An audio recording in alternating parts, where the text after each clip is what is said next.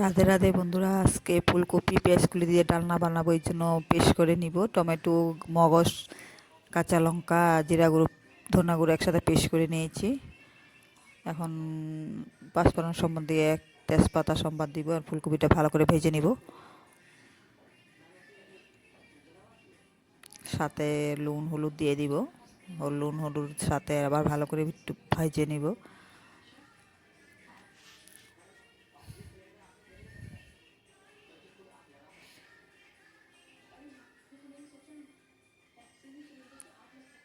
ঢাকনা দিয়ে ঢেকে দিয়েছি, হালকা ভাপ দিয়ে নিয়েছিলাম। এখন সুন্দরভাবে ফুলকপিটা হালকা সিদ্ধ হয়ে গেছে আর ভাজাও সুন্দর হয়ে গেছে কম তেলের মধ্যে। দিকে পেঁয়াজগুলি পাতাটা ঢেলে দিব। বেশি তেল খাওয়াটা আজকাল শরীরের পক্ষে খুবই খারাপ। কম কম তেল দিয়ে ঢেকে ঢেকে বানালে আর খেতে কিন্তু অসাধারণ হয়, ভালো হয়, শরীরের জন্য ভালো, রান্নাটা খেতে ভালো। এই গ্রাইন্ডারে পেস্ট করাটা ঢেলে দিব। একটু এলাচ মগজ দিলে খেতে কিন্তু অসাধারণ হয়। জিরা ধনিয়া গুঁড়ো তো থাকবেই, সাথে কাঁচা লঙ্কা, কিন্তু এলাচের সেন্টটা খুব টেস্টি হয় আর মগজ দিলে একটু গ্রেভি ভাব হয়।